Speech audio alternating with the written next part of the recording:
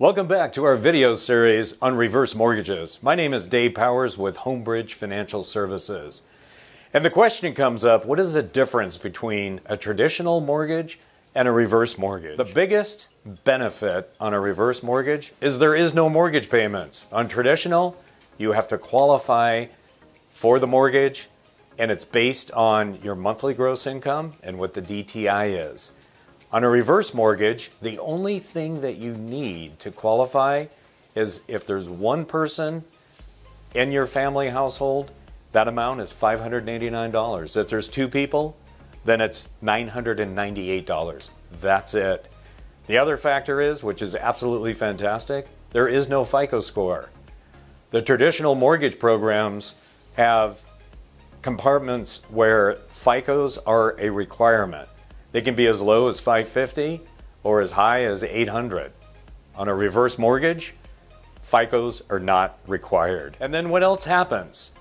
If you're unable to make the payment and you have a hardship in your life, then the bank can foreclose on your property on a traditional mortgage.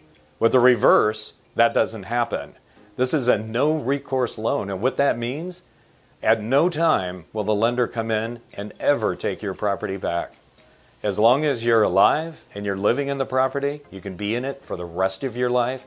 Absolutely no mortgage payment. Also, under traditional, your equity is dead, meaning that you have no access to it. On a reverse mortgage, we can put together a home equity conversion mortgage, which allows for a line of credit, and you have access to those funds at any time based on what your current situation is. If you want to do home improvement, if you want to take the family on a vacation, all that is available to you with a reverse mortgage.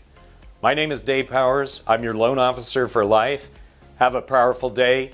Give me a call. My number is right below, along with my email address. I look forward to talking to you real soon.